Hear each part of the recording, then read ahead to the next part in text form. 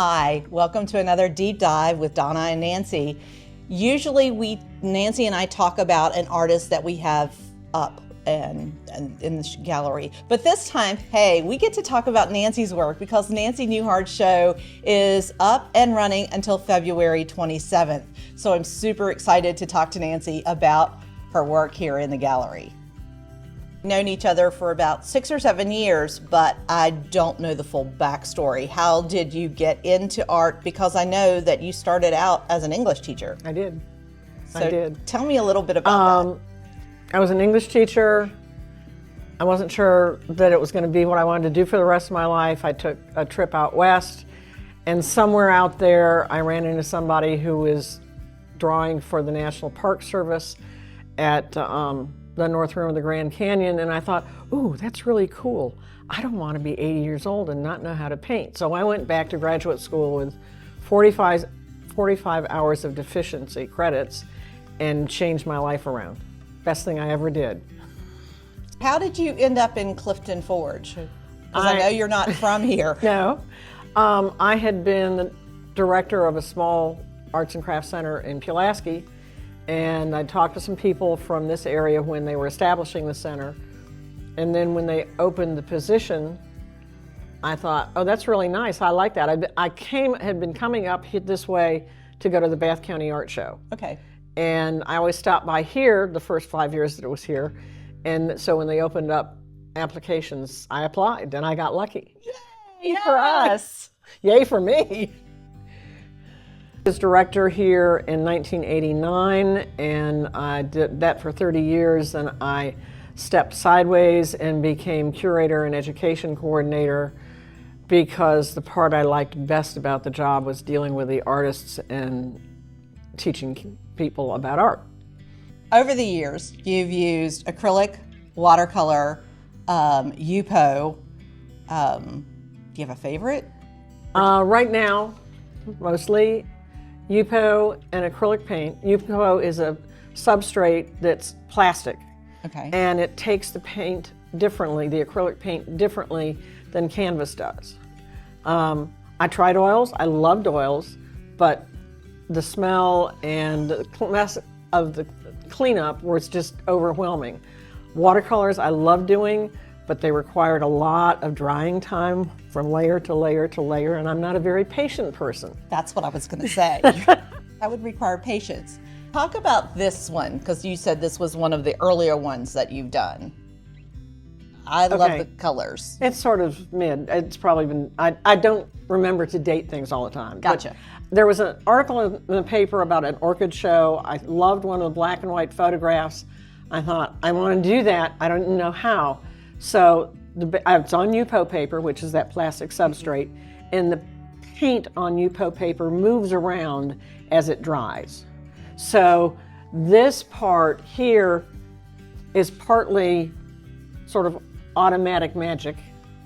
And then I went back in after I got a background, and it sat for a couple of years because I couldn't figure out what I was going to do with it. Then I saw the orchid photo, black and white, in the newspaper, and I said, oh, there's a dark background hiding somewhere in the stack. And so the actual orchid stalks are drawn in with a watercolor crayon. Okay.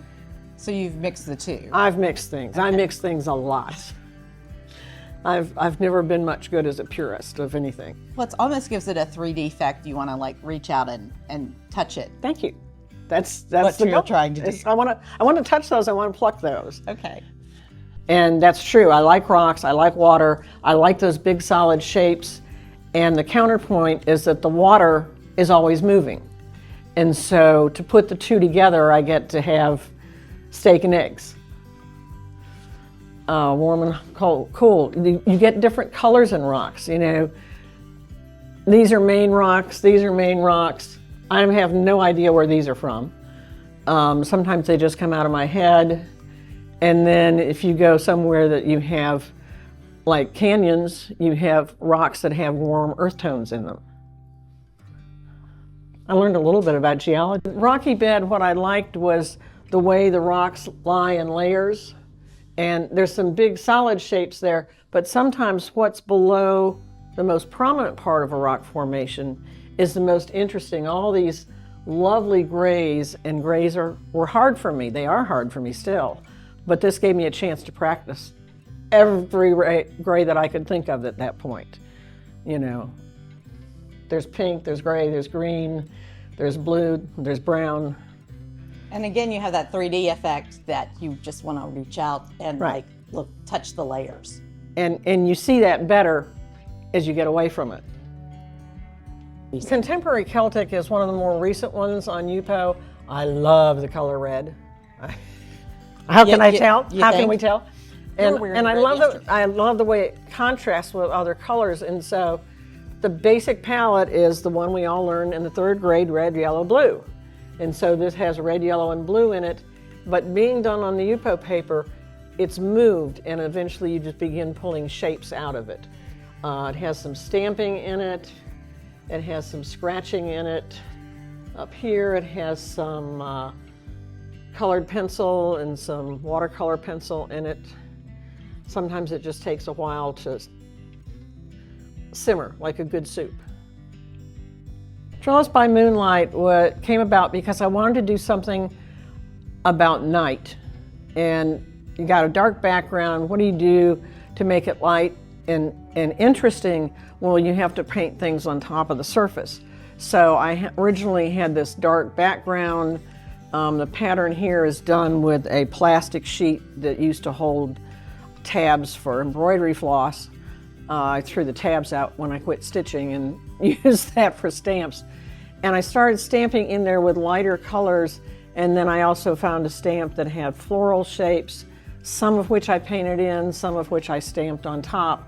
And eventually I got, I think, that sense of looking up into a dark sky, but there's just enough moonlight that you can see the shapes of some of the vegetation.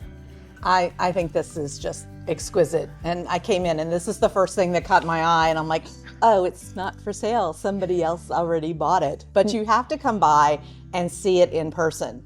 Our cameraman, John, is great at getting these images, but this is just spectacular in person. Thank you.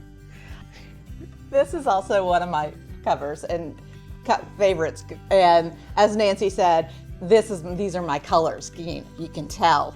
I love this. This is an acrylic on Yupo, and again, you've got textures, and you just want to reach out and touch it. So tell us about this one. It took about 4 years in stages. It goes under the bed. This is terrible. It's awful. I don't know what to do with it.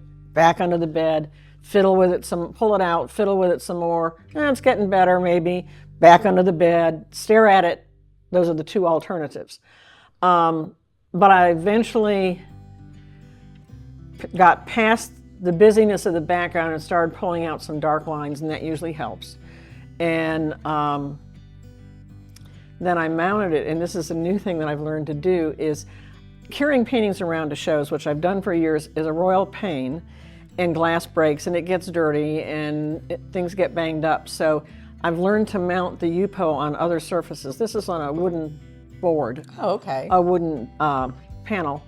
And I can seal it, and it's protected, but I don't have to have the hassle of making it so big with a mat, or having to deal with glass, or having to deal with frames getting banged up, and it should stay that way for a long time.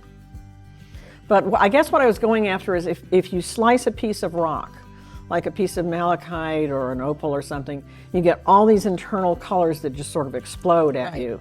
And so that's where the painting came from. But I wanted it to be,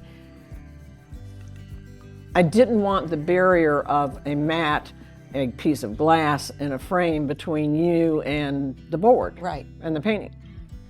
So that's why a lot of stuff is now done on canvas or attached to canvas. Okay.